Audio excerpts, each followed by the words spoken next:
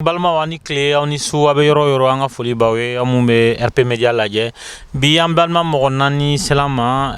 kayikaw de do bɔla Kayi region na u nakun ye mun ye an da bɛna s'a ma k'a fɔ nka a ma dogo aw la k'a fɔ ko Kayi region kɔnɔ nin y'a san dama dama ye ŋunuŋunukanw bɛ ka caya mankanw bɛ ka caya sabula bɛnbaliya de bɛ soninke dɔw ni ɲɔgɔn cɛ a b'a fɔ mɔgɔ min ma ko marakaw u yɛrɛ damaw ni ɲɔgɔn cɛ bɛnbaliyaw de wulila ka don ni ɲɔgɔn cɛ a ko tala yɔrɔ jan ɲɔgɔn bana bɔla la dɔw tala fɔ ka taa ɲɔgɔn haramuya dɔw tɛ kuma ɲɔgɔn fɛ wa an yɛrɛ fɛ yan Faransi yan fana a kow ye bɛnbaliya don mɔgɔw ni ɲɔgɔn cɛ an bɛna an da don a ko la bi ka a fɛsɛfɛsɛ aw ye mɔgɔ naani minnu nana ka na baro kɛ an fɛ k'u hakilinata di a ko la sabula olu yɛrɛ ye marakaw de ye a ko bɛ ka kɛ olu yɛrɛ ka dugu kɔnɔ olu miiriyata ye fɛn min ye u nana se an ma ka a ɲɛfɔ an ye n y'a fɔ a ye cogo min na ko daminɛ na aw fɛ yen Kayi mara la Kayi villagew la bɛnbaliya de bɛ aw yɛrɛ damaw ni ɲɔgɔn cɛ bi maraka dɔw de wulila k'a fɔ ko jɔnya de bɛ olu kan ko bɛnkanni kɛlen bɛ olu kan k'u ka droitw tɛ ka respecter fan dɔ ko o kuma tɛ tiɲɛ ye donc aw yɛrɛ nakun de ye ka na tiɲɛ fɔ aw ka tiɲɛ ye mun ye a ko la ne ko aw b'a fɔ mɔgɔ jumɛn de ma ko jɔn aw ka marakaduguw la jɔnya a kɔrɔ ye di jɔn ka baara ye mun ye ani danfara jumɛn de bɛ jɔn ni mɔgɔ minnu tɛ jɔn ye. Bon, pour moi jɔnya t'an fɛ yen ka da mun kan a bɛ fɔ minnu ma ko jɔn soi-disant jɔn an bɛ se k'a fɔ depuis lawale an sigilen don ɲɔgɔn kan dɔwɛrɛ t'an cɛ den ni masaya fa ni denya kɔrɔ ni dɔgɔya o de b'a ni ɲɔgɔn cɛ danfara min bɛ yen danfara tɛ dɔwɛrɛ ye laadalakow de b'a ni ɲɔgɔn cɛ laadalako ye jumɛn ye kɔɲɔ mana k'i fɛ yen an bɛɛ bɛ yɛlɛma i fɛ yen an b'i ka baaraw kɛ an b'i ka tobiliw kɛ musow bɛ tobili kɛ anw fɛn o fɛn kan ka kɛ baara ye cɛw b'o kɛ n'a b'i hinɛ fɛ yen an bɛ taa yɛlɛma yen an b'a kɛ ten bon o laadalakow de b'an cɛ pour moi tɔgɔ de don tɔgɔ kɔrɔ de don ni a fɔra e ma ko Musa Jara mɔgɔ tɛ se ka Musa Jara bɔ i la don kelen dɛ i ye Musa Jara ye donc o laadalako ye min bɛ depuis Gani depuis lawale la an bɛnbakɛw tile o kelen de bɛ toujours mais bon dɔw de nana ka n'a fɔ u b'o lawuli mais hali n'o bɛ lawuli a tɛ lawuli fanga kan a tɛ wuli force kan sigikafɔ bɛ ko bɛɛ ban voilà. Bɛnbaliya bɛ niveau jumɛn de la a laadako la sabula n'i y'a mɛn jɔnya a kɛla aw marakaw fɛ yen o a kɛla filaw fɛ yen o a kɛla bamananw fɛ yen o jɔnya mot marakakan tɛ jɔnya ye o jɔn bamananw b'a utiliser nka aw fɛ yen bɛnbaliya bɛ niveau jumɛn de la a jɔnyako kunkanko la. N'i y'a mɛn laada ye bɛnkan de ye komi hadamadenw mana bɛn ko minnu kan aw ka ninnu matarafa pour que aw ka sigida ka se ka taga ɲa mais laada in tɛ k'a fɔ k'a bɛ fɔ mɔgɔ minnu ma ko jɔn ko laada bɛ ka bori olu kelen kan laada ye fɛn ye dugu kɔnɔ a bɛ dugu ɲɛtaga caman ko fɔ dugutigiya b'o la alimamiya b'o la furu sira tagama b'o la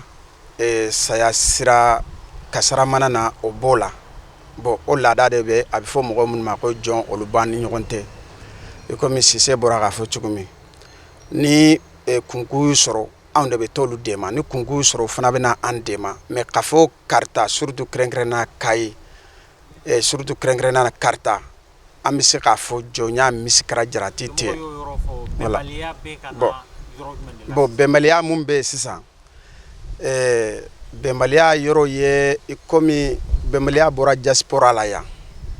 parce que bɛnbaliya yɔrɔ ye dugu bɛ ka taga ni cité min ye don kelen k'i nana diaspora la yan e nana aventure la aw farala ɲɔgɔn kan ka association dɔ sigi ko Ganbana bon mɔgɔ minnu bɛ su olu t'a dɔn u tɛ fɛn kalama na bon ni aw nana olu wele k'olu k'a fɔ sisan laada bɛ dugu kɔnɔ k'u t'a la u ni dugu mɔgɔw tɛ jɛ foyi la bon o de ye bɛnbaliyaw lawuli ne bɛ se k'a fɔ ne bɔra dugu min kɔnɔ dugutigi 2 sigira o dugu kɔnɔ Sakura a bɛɛ jo bɔra diaspora mɔgɔw bolo donc an nakun de ye ka kuma walanwalan pour que a ka se ka faamu ko bɛnbaliya ju tɛ maliyɛnw yɛrɛ mun bɛ Mali la ye bɛnbaliya bɔra minnu bɛ olu den minnu nana tun ka na Faransi Espagne Amérique olu de nana ni bɛnbaliya ye k'a don an ka sigidaw la an b'o gɛlɛya de kɔnɔ bi. n balimakɛ mɔgɔ fila minnu kumana sani kuma ka di e ma olu bɛɛ ko problème tɛ yen aw yɛrɛ fɛ est ce que mɔgɔw bɛ se ka wuli ten u yɛrɛ ma ko dɔw bɛ diaspora la Amérique Faransi Espagne k'a f'u ye a ye muruti k'a sɔrɔ degun t'u kan n'a y'a sɔrɔ e yɛrɛ fɛ degun t'u kan u wulilen do to u bɛ nkalontigɛ de la walima mun de y'a to bi ni bɛnbaliya bɛ ni dɔw wulila k'a fɔ ko fo ka olu ka hakɛ don. minnu bɛ so degun b'u kan dɛ degun b'u kan degun tɛ fila degun b'u kan mais a ju bɔra minnu bɛ kɔfi la minnu bɛ Europe a bɔra olu de la bɛnbaliya min bɛ yen u bɛ ka médiaw minnu bɔ médiaw kan ka mɔgɔw bugɔ ka mɔgɔw siri k'a fɔ ko karisa sirila de k'a bana jɔnya ma nkalon de dɔn karisa kɛra ta bana jɔnya ma nkalon de dɔn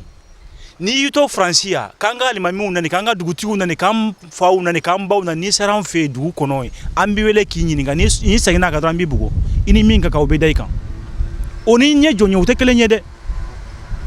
jɔnya t'an fɛ yen a baara t'an fɛ yen minnu bɛ kɔfɛ u donna association dɔ la ko Ganbana minnu b'an fɛ u ye lavage de cerveau de k'u la e b'i ka kalo sara ta yan se b'i ye o i bɛ balo mais minnu bɛ so ye fɛn t'u kun e b'olu wele bon c'est à dire a bɛ fɔ ko jɔnw a ye bɔ jɔnya la donna ta c'est histoire ka jan an tɛ se ka na a bɛɛ kɛ bi mais don nataw la an bɛna an da don a la ka perepere latigɛ mɔgɔw k'a faamuya mankan sera an fɛ cogo min na mais u bɛ mɔgɔ minnu nɛgɛ k'u don maintenant olu bɛ nimisa waati min a b'a sɔrɔ c'est trop tard u donna ka ban u ye naniw ni fɛnw kɛ ka ban mɔgɔ mɔgɔ b'a la minnu m'a fɔ minnu bɛ Europe de mɔgɔ mɔgɔ b'a la n'i sigilen bɛ Mali la ye karita kɔnɔna ye i nimisalen don walima tu es guidé par quelqu'un dɔ bɛ yan i ka dépense gunnen bɛ min na o b'a fɔ non kana dɔn a kɛ tan a dɔn tan a bɔ tan sinon a man di mɔgɔ si ye fɛn fɛn bɛ Mali la a man d'u ye européens de bɛ k'u don a la pourquoi parce que u ka nafa kama u ka intérêt kama nka bana ko in an bɛna an da don a la ɲɛfɛ ka walankala c'est à dire politique ko de dɔn quoi. n balimakɛ n bɛ tila ka ɲininkali filanan kɛ e la bon e ko mɔgɔ minnu minɛna parce que an ye jaw de ye mɔgɔw minɛna k'u bugɔ k'u bana dɔw sirila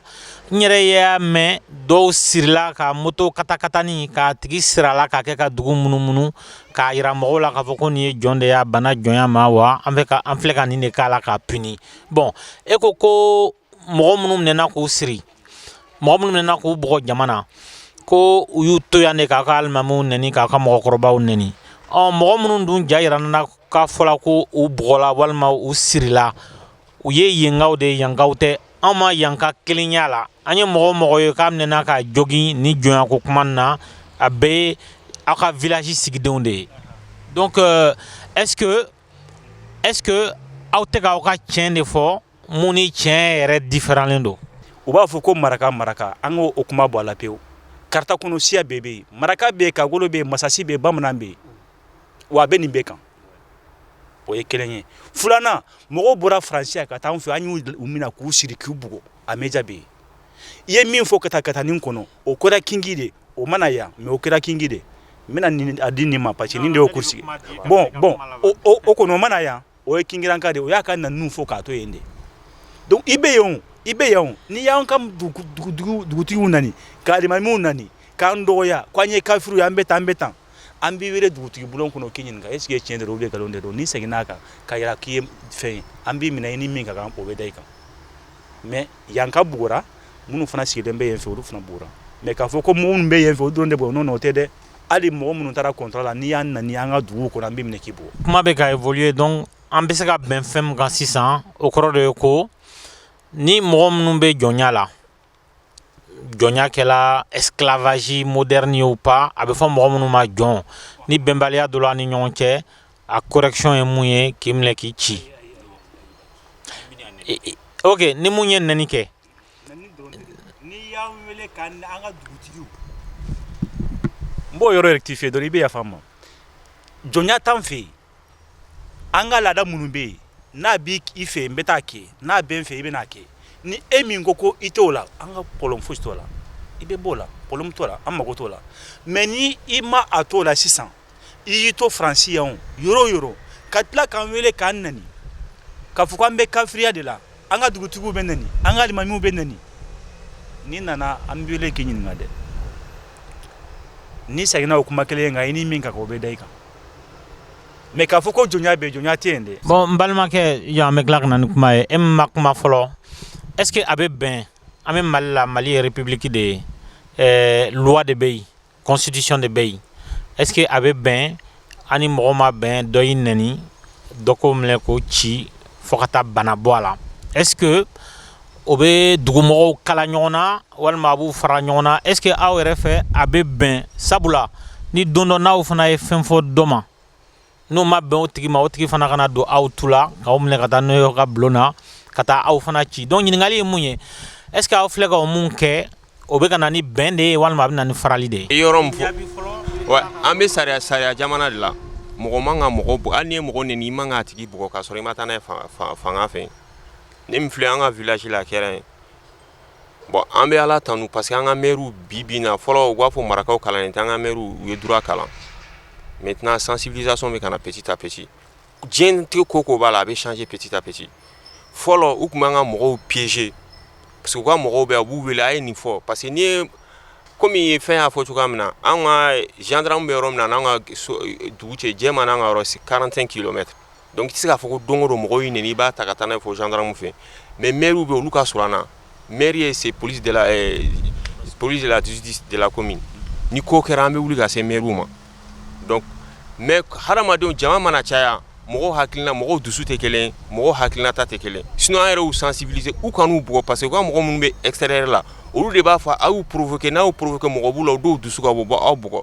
parce que n'i ye mɔgɔ bugɔ hali n'a ye ko k'i la n'a mankan n'i y'a bugɔ sariya la i ka jo tiɲɛna an bɛɛ b'o kalama mais an donn'o sensibilisation kɔnɔ k'a yira ko piège de donna an ɲɛ u ye piège in kɛ n'u ye nɛni ni fɛn kɛ n'an y'u bugɔ n'o o image yɛrɛ olu ye ko min kɛ o tɛ ye o joli in de bɛ ye quoi mais pourquoi pas u ye kojugu wɛrɛw kɛ olu tɛ fɔ u ye pɔsɔniw kɛ kɔlɔn kɔnɔ an y'olu bɛɛ ye pourquoi olu image tɛ fɔ Ganbana association bɛ Gambi u ye mɔgɔ dɔ faga est ce que o image bɛ bɔ olu image tɛ bɔ mais an yɛrɛ min filɛ nin ye an yɛrɛ y'a fɔ an ka mɔgɔ ye mɔgɔ si kana mɔgɔ bugɔ ni ko min kɛra an ka wuli an ka taa fangaw fɛ maintenant an b'o situation de la sisan an bɛ appel lancer mɔgɔ bɛɛ ye piège de do u y'a bila an ɲɛ piège an bɔra a kalama c'est à dire ni ye kɛlɛ nasugu min ye hakilina kɛlɛ de don quoi on est plié an tɛ maintenant an tɛ yɔrɔ la yɔrɔ min comme fɔlɔ ni ko min kɛra an bɛ wuli ka mɔgɔ bugɔ an t'o yɔrɔ la quoi an yɛrɛ ka dugu ta kɛra cogo min na bugɔli nana c'est pas qu'il ye mɔgɔ nɛni dɔrɔn tɛ u bɛ nɛni kɛ u bɛ tila ka nkalon tigɛ par exemple u b'a fɔ an ka village la u ko ouais u ko anw denw kana taa école la u ko k'an tɛ taa furakɛ dɔgɔtɔrɔso la n'a Elija n'a ye diya n'an tilara an bɛ an ka directeur école directeur ka numéro d'i ma i yɛrɛ b'a wele k'a fɔ ko Kayi ɲɛna k'a fɔra k'u den tɛ taa école la a bɛ fɔ minnu ma jɔn i bɛ tila ka dɔgɔtɔrɔso i bɛ o directeur wele i bɛ maire wele si c'est vrai ou pas parce que n'o imagination de kɛra dugu kɔnɔ mɔgɔw bɛ révolter parce que mɔgɔ min tagama ni mɔgɔ min ye dɔɔni kalan o bɛ sariya dɔn o b'a dɔn k'a fɔ ni mɔgɔ ye nin man kan ka kiiri tigɛ yɛrɛ ma mais kalanbaliya ka ca an fɛ malheureusement mais ça peut changer petit à petit o yɔrɔ la kɔni an tɛ mɔgɔ si violence kɔni an tɛ fɛ mɔgɔ si ka violence kɛ donc an sɔnna ko violence kɔni bɛ yen maintenant ko mɔgɔ dɔ de sigilen bɛ kɔ kan est ce que aw bɛ se k'o tigiw tɔgɔ fɔ k'u sigiyɔrɔ fɔ mɔgɔ minnu bɛ yen n'u bɛ ka mɔgɔw bila erreur la ko mɔgɔ minnu bɛ yen n'u bɛ ka a b'a fɔ mɔgɔ minnu ma jɔn n'u bɛ k'olu kɔnɔna suruku k'a fɔ ko a ye tɔw provoquer comme ça o bɛ na ni violence ye mais ni violence nana olu bɛ intérêt jumɛn de sɔrɔ o la olu calendrier jumɛn de b'olu bolo walasa ka a ka dugu fɛrɛkɛ k'u bila ɲɔgɔn na sachant que mɔgɔw bɛ ka bana. Voilà i ka nin question a diyara n ye Elija i b'a dɔn problème ye min ye comme n b'a fɔ n ka kumaw kɔnɔ ka caya mɔgɔw u b'u hakɛ to kalanbaliya y'a mɔnɛ don maliyɛn na kosɛbɛ surtout maraka bolo kan quoi karita yɛrɛ kɔnɔna na région de Kayi kalanbaliya mɔnɛ ba don an na quoi bon kalan bɛ yen hadamadenya dɔnniya fɛnɛ bɛ yen bon n'i ye kalan dɔnniya sɔrɔ ni hadamadenya dɔnniya tara dɔɔni b'a jɛ bon n'u fila fɛnɛ bɛɛ y'i jɛ dɔrɔn i kɔni i b'a kɔnɔ bon caman de b'an bolo ne bɛ se k'a fɔ jɔnya kɛlɛ tɛ yen centre kɛlɛ daminɛna cogo min dɛ u b'a fɛ ka t'o ɲɔgɔn de provoquer an fɛ yen on a des preuves on a des gens qui ont la preuve écrite bɛɛ b'a dɔn jɔnya finfin bɛ Mauritanie bɛɛ b'o dɔn bɛɛ b'a dɔn fana jɔnya finfin bɛ nord la association dɔ sigilen don Bamako ko Tɛmɛda créera 2006 tɛmɛ di ɲɛmaaba yɛrɛ bɛ sadi la ne tɛ siran n b'a fɔ i yɛrɛ bɛ n dɔn o ɲɛmaaba min bɛ sadi la tɛmɛ di créera mun na ko ka jɔnya kɛlɛ nord la Elija bi hali bi jɔnya bɛ nord la tamasɛkiw fɛ yen i muso t'i ta ye i ka foyi t'i ta ye i bɛ baara kɛ fu san kalo 12 est ce que o bɛ se ka kɛ Kayi région na n'o tun kɛra n'a sɔrɔ kɛlɛ mugu taara donc minnu bɛ ni agenda dogolen kɔfɛ an b'u kɔbɔ kɛnɛma an nakun y'o ye Gambana a créera min a créera Mauritanie jɔn y'a créé homme politique Ibrahim Abedi Gambana kɔrɔ ko an bɛɛ kelen Mauritanie opposant y'a créé mun kama n bɛ se ka gagner élection na ale b'a dɔn a tɛ se ka gagner Mauritanie élection na mais pour que a ka se ka gagner il faut k'a ka suraka fimaw min bɛ jɔnya la hardane fimaw a k'u bɛɛ fara ɲɔgɔn kan u ka se ka n'a dɛmɛ élection kɔnɔ bon o kun plan y'ale ka plan ye a y'u fara ɲɔgɔn kan a ma gagner a wulila ka na Europe ka na don Amnesty International la Amnesty International bɛ se k'a soutenir kɛlɛ kan n'i y'a ye an ka fɛn o fɛn bɛ pan ka porte la yan nɔ u tɛ foyi dɔn nko Amnesty de bɛ k'u dɛmɛ ils sont guidés fo mɔgɔw k'o yɔrɔ de dɔn bɛɛ b'a dɔn américains y'u ka relation diplomatique tigɛ u ni Mauritanie cɛ à cause de l'esclavage. Il y a une ONG américaine qui s'appelle Baron Américain. An b'a tiɲɛ f'u ɲɛna o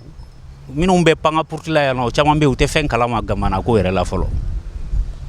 Gambana kun daminɛna Mauritanie commercialisation de kama u y'a créé pour que u bɛ commerce kɛ. Gambana yɛrɛ n'i taara yɛrɛ a société yɛrɛ de société de don c'est une société anonyme. Mauritanie opposant de y'a créé pour que u bɛ commerce kɛ u bɛ wari sɔrɔ récolter cogo min k'a ka campagne financer wari kun t'a bolo k'a financer. Donc Baron Américain nana Amnesty International nana sisan u bɛ ka wari d'u ma u bɛ wari ci ka taa village la ka taa mɔgɔw kungari ɲɔgɔn na déstabilisation min kɛra centre la u b'a fɛ k'o kɛ Kayi région na mais k'an kunkolomaw balolen to Kayi région na a tɛ kɛ. N'i ye cɔmɔgɔw ka kuma faamu ko dɔw de bɛ k'aw kari ka kɛ ɲɔgɔn na mais mɔgɔ si tɛ se ka aw mɔgɔ naani fɛn o fɛn filɛ mɔgɔ tɛ se k'aw bolo minɛ k'a fɔ k'a ka karisa ci hali n'a tigi y'aw ba nɛnɛ y'aw fa nɛnɛ mɔgɔ si tɛ se ka aw jagoya ka mɔgɔ dɔ jogi hali n'a y'a sɔrɔ a tigi y'aw ka alimami nɛni et donc kuma yɛrɛ bɛ yɔrɔ min na cɔmɔgɔw ko u bɛ fɛ ka centre problème ɲɔgɔn de créer Kayi région na aw mun dun ye dugutigilakaw de ye aw ye alimaminakaw de ye aw ye donc an bɛ se k'a fɔ aw bɛ dugu mɔgɔ kegumanw fɛ est ce que aw tɛ ka nalomaya de kɛ nin ye walasa aw yɛrɛ ko mɔgɔ dɔ ye piège tendu aw ye aw yɛrɛ bɛnna piège kɔnɔ ni aw ye mɔgɔw denw minɛ k'u bugɔ ka mɔgɔw denw minɛ k'u siri ka mɔgɔw denw minɛ k'u jogi est ce que aw yɛrɛ de tɛ ka problème créer. An ka ala dali ye an ka sigida ka basigi parce que ni sigida ninnu tiɲɛna anw de b'a kɔnɔ ye n'a ɲɛna a bɛ ɲɛ anw de donc anw tɛ se ka kɛ problème créer baga ye comme n tɔɲɔgɔnkɛ bɔra k'a fɔ sugu min hadamadenw tɛ hakili la dugu mɔgɔ bɛɛ tɛ kelen bɛɛ bɛ Afrique dɔn mɔgɔw ma kalan burusi kɔnɔla la dɔw bɛ droit dɔn dɔw tɛ droit dɔn dɔw bɛ sariya dɔn dɔw tɛ sariya dɔn mais ne bɛ se ka kuma yɔrɔ min o ye Sakura ye fɔlɔ Sakura mankan wulila yɔrɔ min a bɛɛ kɛra plainte b'a la preuve b'a la dossier b'a la n bɛ se k'a d'i ma n bɛ se k'a yir'i la a bɛɛ preuve bɛ n kun hali n sigiɲɔgɔn na fɔlɔ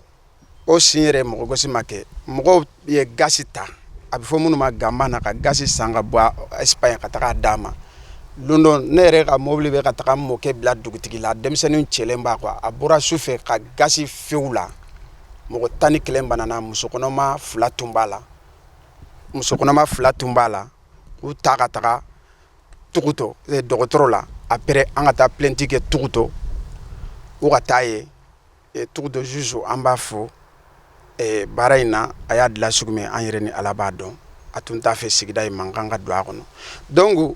k'a fɔ k'an bɛ violence kɛ ten mɔgɔ min ye gasi ci o anw de ka ca n'i y'a lajɛ anw ɲɛ dugu kɔnɔ n'i y'olu ka du fara ɲɔgɔn kan du dan ye du 7 du 8 mais an bɛ taa fɔ du 40 50 ni kɔ la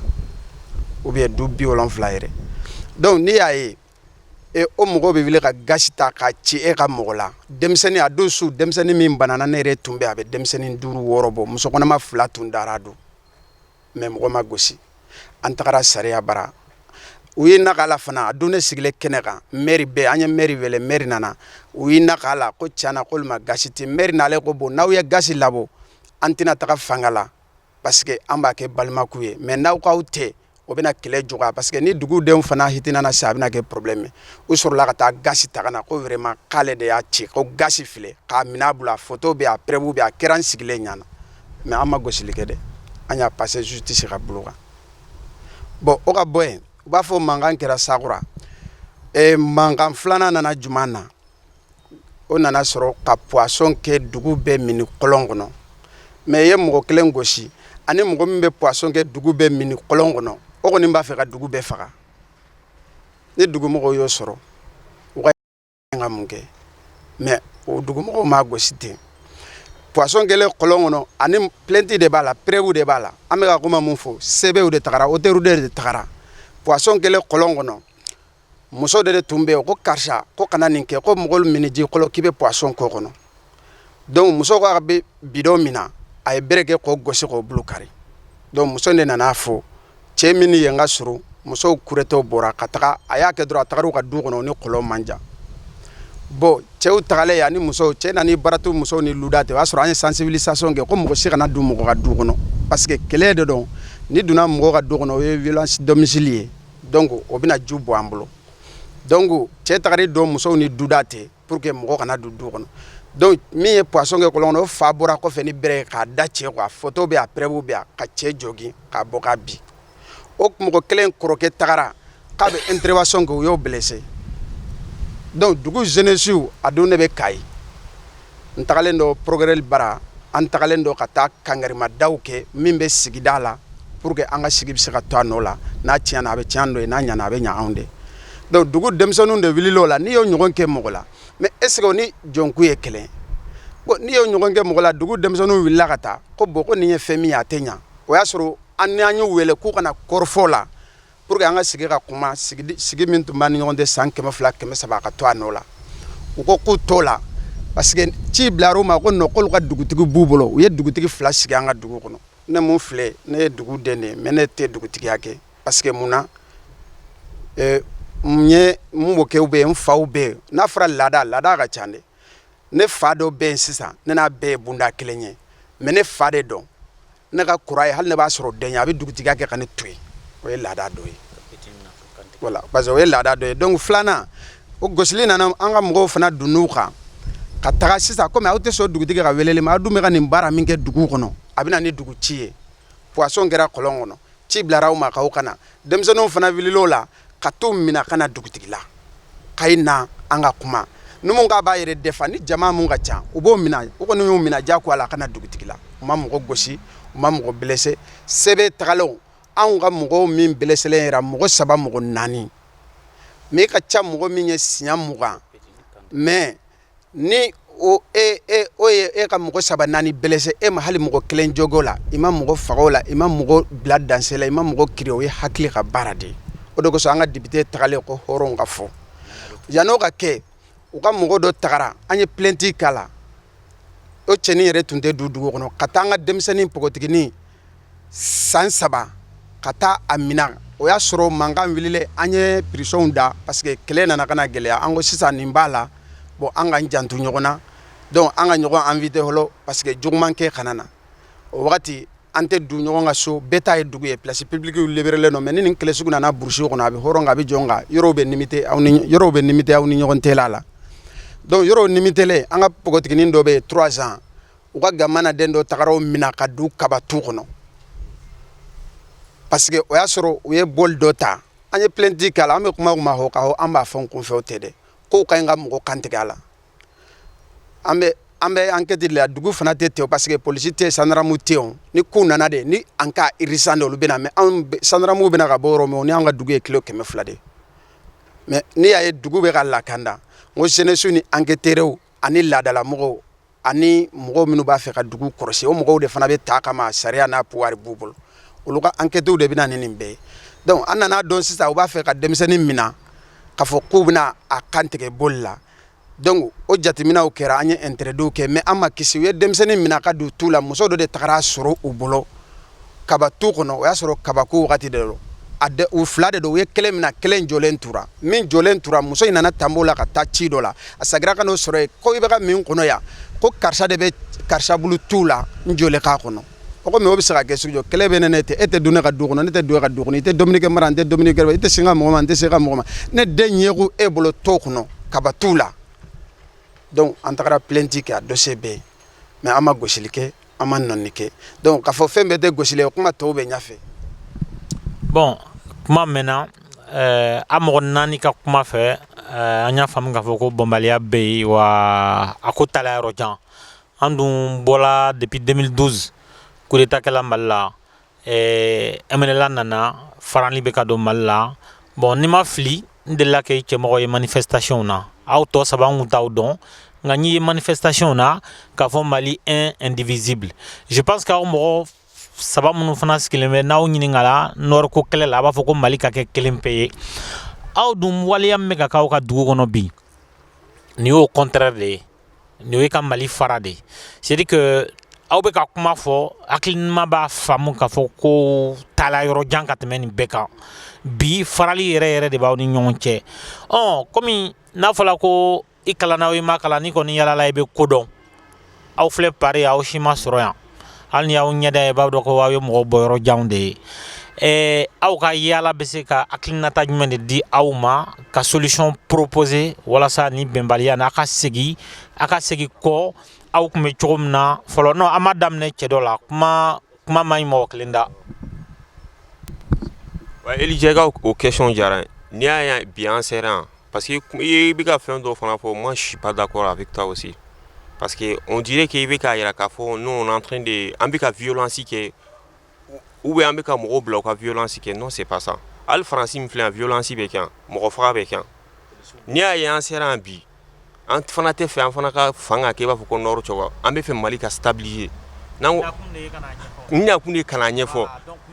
voilà n nakun de ye k'a yira mɔgɔw la an fana tɛ fɛ an tɛ fɛ Mali ka yɛrɛ tɛ dɛ centre Nord fɛn fɛn mankan bɛ an yɛrɛ bɛ fɔ o ka ban fɔlɔ surtout o ɲɔgɔnna ka kan ka yɔrɔ la quoi an ka laɲini n'o o de kama an ye karta kafo sigi karta kafo sigili a bɛ dugu kɛmɛ bɔ a kɛkun ye mun ye mankan ni fɛn min bɛ ka na an ka yɔrɔ la o bɛ se ka inviter cogoya min na karta kafo sigi kun o de ye parce que mɔgɔ ne fana ma sɔn fɛn dɔ ma mɔgɔ bɛ ka fɛn dɔ fɔ k'u ye mɔgɔ bugo ka mɔgɔ gosi mais personne mɔgɔ si tɛ ka d'accord k'u ye poison kɛ kɔlɔn kɔnɔ il y a combien de mille personnes o bɛ kɔlɔn ji min ne hakili la je pense que o ka jugu ni bugɔli ye voilà fɔyɔrɔ de ye yan ye o de k'an bɛ k'a fɔ k'a yira mɔgɔw la bugɔli min kɛra ne bɛ se k'a fɔ bi bi in na alhamdulilayi stabilisation bɛ ka na mun tun bɛ village la n'a kun fɔra k'u ka fɛn mun kɛ u yɛrɛ y'a ye u tila ka ko tiɲɛ réalité an y'a o don na ministre ye délégation wuli an ka mɔgɔ minnu déplacera ka taa Jɛma bɔra Jɛma ka na Bamakɔ u y'a fɔ média la mɔgɔ 92 mɔgɔ 10 mais ala ye tiɲɛ bange an ka sigi ka fɔ ka bɛn kɛ an tun bɛ cogoya min na fɔlɔ an ka segin ten n'a fɔra k'anw tun bɛ cogo fɔlɔ min na an ka segin ten a tɛ komi fɔlɔ fɛn fɛn tun bɛ ka k'an fɛ o ɲɔgɔnna ka kɛ quoi an bɛ se k'a fɔ anw ye nouvelle génération de fɛn caman tun bɛ kɛ fɔlɔ bi bi in na o tɛ k'anw fɛ yen anw denmisɛnninw filɛ jɔnya tɛ yen hɔrɔnya tɛ yen dugu kɔnɔ i ni fɛn min ka kan i b'o o de bɛ ta k'a d'i ma donc ni comme n'a hali préfet y'a fɔ cogoya min na ni ko bɛ laada b'an ni ɲɔgɔn cɛ n'a laada bɛ kɛ gêné yanni i ka bɔ k'an fa nin ba nin yanni i ka bɔ réseaux sociaux ka nkalon siri n na Elija nin fɛn nin b'an ni ɲɔgɔn cɛ franchement a bɛ n tɔɔrɔ bamananw ko hinɛ bɛ deli de la o ni ko min bɛ mɔgɔ tɔɔrɔ n'i y'a sigi k'a sigi k'a yira la hɔrɔnya ni danbe la ni hɔrɔn don walahi a b'a ye k'a to hɔrɔnya tɛ ko ye jɔn ye hɔrɔn ye kɛwale ɲuman o de ye hɔrɔnya ye quoi. n balimakɛ n'a fɔla bi ko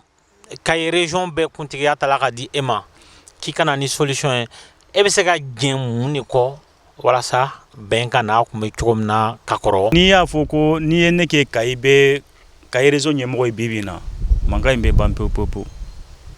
mais alhamdulilahi rabil alamin karta y'o de daminɛ parce que karta ka fɔ an sigi de ka réfléchir k'a fɔ ko balawu min bɛ ka na karta n'an ma wuli dɔrɔn a bɛ kɛ centre ye an ye ɲɔgɔn sɔrɔ karta dugu 78 ka taa dugu 100 ma minnu ye dugutigi papier kuraw ta a bɛ 100 bɔ sisan an bɛɛ ye ɲɔgɔn sɔrɔ ka nin association in sigi de ka kɛlɛ in de kunbɛn balawu min bɛ ka na an k'a kunbɛn ka bɔ an fɛ yen donc o association in de bɛ baara la n'i y'a ye an bɛ yan bi alhamdulillah association ye baara kɛ ka se a dan na parce que depuis association sera ka baara daminɛ balawu bɔra fɛ yɔrɔ o yɔrɔ an y'a kunbɛn mɔgɔ dɔw ka kuma ɲɔgɔnya ka di mɔgɔ min bɛ sɔn sigi ka fɔ ma mɔgɔ décidera k'a tɔgɔ dɔn ko Gambana o tɛ so sigi ka fɔ ma o de ye baara gɛlɛya yɔrɔ ye an b'a ɲini an balimaw fɛ u kana an ka sigi an k'a fɔ ka bɛn kɛ. balimakɛ ma ɲininkali kelen tɛngu i la n'a fɔla bi ko ɲɛmɔgɔya tala ka di e ma e bɛ se ka jɛn mun de kɔ walasa bɛnbaliya kana n'a fɔla ko bɛnbali n'a fɔla ko an fila kɛlɛla an kɛlɛla fɛn dɔ de nɔfɛ n'a fɔla k'an kana sigi ka kuma fɔ ne ka sɔn e ta dɔ ma e fana ka sɔn ne ta dɔ ma olu bɛ ka fɛn minnu ɲini e bɛ se ka sɔn jumɛn de ma. a kuma ne bɛ se ka sɔn fɛn bɛɛ ma sisan pour que bɛn kana an ka sigida la fɛn bɛɛ ye mun ye ni mɔgɔ fila bilara ɲɔgɔn na fɛn dɔ de y'aw bila ɲɔgɔn na donc anw ye sigi k'an fɔ ye komi n tɔɲɔgɔn bɔra k'a fɔ cogo min an ye sigi k'an fɔ laɲini a ka ca a sigi k'an fɔ mun kɛra Karita Sakura Birisibugu Munta Sagahin a ka ca hali déplacé dɔw b'an bolo i yɛrɛ tulo b'a kumaw na dɔw b'a fɔ mɔgɔ 2000 dɔw b'a fɔ mɔgɔ 3000 gouverneur nara Sakura don min k'an ka dugu cɛkɔrɔbaw sigi anw de ko an t'a banna hali mankan kɛra don min an ka dugumɔgɔw sigira ka Gamana mɔgɔw wele ko an ka nin bɛɛ dabila an ka sigi k'a fɔ ko juman de b'aw tɔɔrɔ sigida in na a y'o fɔ an ye min b'an fana tɔɔrɔ an k'o fɔ an k'a lajɛ juman de bɛ bɛn an k'o kɛ pour que an ka sigi ka to a nɔ la bon o ma sɔn sigi kan foyi ma bon an tilara voilà bon ne yɛrɛ ka laɲini ye min ye ni Gamana mɔgɔw nana an ka sigi ka kuma olu ka basi ye ko jɔnya de b'u kan ne bɛ se k'a fɔ dugu min ye komi anw ye jɔnya min se kɛra Jarati tɛ o ka laɲini ye fɛn fɛnɛ ye pour que n'o bɛ se ka ban sabati an b'o accepter parce que an ni Gamana mɔgɔw tɛ ne bɛ ka min fɔ an ka dugu kɔnɔ i tila mɔgɔ yɛrɛ t'a tɔgɔ ma ko i tɔgɔ ye Mamadu ye i b'a fɔ n fa walayi jɔnya min se kɛra Jarati tɛ donc n'o tigi aw bɛ sigi la san 300 n bɛ se ka preuve fitinin dama d'i ma an ka dugu coopérative min bɛ dugu denmisɛnw bɛ wari min i yɛrɛ bɛ faransi faxi minnu bɛ kɛ yan ani minnu bɛ Espagne dɔw bɛ yan dɔw bɛ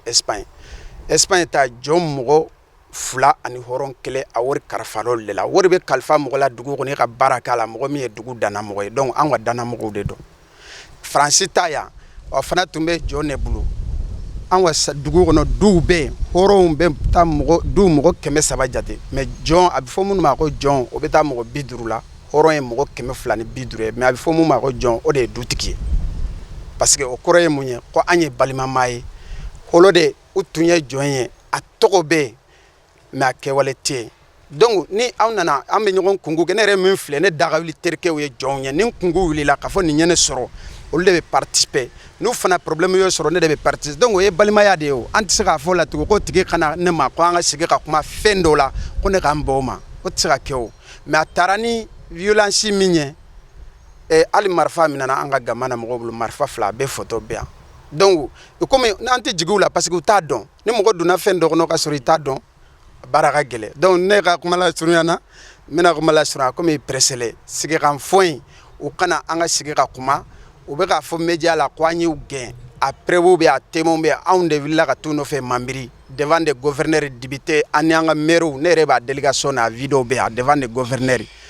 o ma sɔn n'a ma o kɔfɛ an ka tila ka Karita fara ɲɔgɔn kan ka délégation wuli ko nin ye faamaw ka dalili ye an yɛrɛ ka wuli ka taga u dali hadamadenya la o kana fɛn min b'u tɔɔrɔ an b'a bila u ye o kana an ka sigi k'an ka sigi kɛ u ko k'u tɛna donc kuma laban mun bɛ ne bolo hari bɛ sigi kan fɔ in de ye nin solution ye voilà an ka sigidaw ka se ka basigi. bon Yigo nin ko in bɛ se ka ban cogo jumɛn de surunyali la 1 minute. bon ne kɔni bɛ min fɔ ko in banni Elija an ka tiɲɛ fɔ ɲɔgɔn ɲɛna yɔrɔ an bɛɛ b'a fɔ ko Mali tɛ tila bɛɛ lajɛlen bɛ ka bɛn o kan Mali tɛ tila kun jumɛn kan o y'an bɛɛ haminanko de ye sigikafɔ bɛ se ka kɛ mais fɛn damadɔ bɛ yen Elija olu tɛ se ka bila dɛ olu tɛ ban olu tɛ négocier alimamiya tɛ négocier dugutigiya tɛ négocier n den diya diyagoya an ka furu o tɛ négocier an ka tiɲɛ fɔ ɲɔgɔn ɲɛna o bɛ yɔrɔ bɛɛ o tɛ négocier n'u ka di ɲɔgɔn ye u bɛ taa ni ɲɔgɔn ye kɛ ça c'est pas un problème mais o tɛ problème ye o e den ka di ni hali ni e den ka di ne ye ni ne ko n b'i den fɛ ne ko k'a tɛ furu ne ma ni den ni ne bolila dun e tɛ se b'o la mɔgɔ si t'o yɔrɔ la o mais k'a fɔ alimamiya de diyagoya karira dugutigiya diyagoya karira ou bien ka den diya diyagoya karira o tɛ yen a tɛ négocier o yɔrɔ bɛ yen filanan i ko ko solution la solution elle est simple an ye solution kɛ o u banna de ninnu filɛ ne de y'o f'u ɲɛna n ko an ye solution kɛ ɲɔgɔn fɛ mais u ma jɔ sama ye parce que mun na ne y'o de f'u ɲɛna wari Faransi fils de paix de bɛ ka mɔgɔw ɲɛ don ɲɔgɔn na a bɛ ka mɔgɔw jama a wari in bɛ ban an bɛ tila ka n'an sigi ka hadamadenya fɔ Kayindiran ta ye prévu ye Kayindiran ta préfet commandant maire u wulila ka taa Kayindirakaw deli u y'u ban mais bi n ko an sigira ka fɔ de u taara ayi n ko jɔnw banna n bɛ k'o de fɔ jɔnw banna maire taara député préfet taara fɛn bɛɛ taara ka t'u deli u k'u ta la bi sigi ka fɔ de y'a ban u taara u sigi u ka so kɔnɔ u donna u ka yɔrɔ la n b'a f'i ɲɛna n ko solution parce que an y'a solution daminɛ ne yɛrɛ min filɛ ne y'a 3 mois kɛ Mali la nous on a réuni tous les chefs de village de Karata à Djema dugutigi min nana don a bɛ dugutigi 50 ni kɔ bɔ a ka ca 170 yɛrɛ mais minnu sera ka na 9h ani baaraw ka daminɛ an y'a f'u ɲɛna k'u sensibiliser an tɛ mɔgɔ gosi an tɛ mɔgɔ foyi an tɛ mɔgɔ fɛn dɔn mais ni mɔgɔ min y'a nɛni ni mɔgɔ min y'a alimamiw nɛni ka dugutigiw nɛni ka fɛnw nɛni i bɛ da Bamako dɛ sinon village ninnu n'i taara dɛ ni min ka kan a bɛ k'i la dɛ ou bien an b'i di fanga ma i bɛ kaso kɛ. Ok, donc j'espère que mɔgɔ minnu bɛ k'aw lamɛn u y'aw faamu ko ni émission a bɛna mɔgɔw permettre ka u hakili jagabɔ k'a lajɛ ko an bɛ ka taa yɔrɔ jan ɲɔgɔn fara la aw mɔgɔ 4 y'aw bɛɛ aw ni ce Sonikaw b'a fɔ cogo min na Nowari Ando Baraji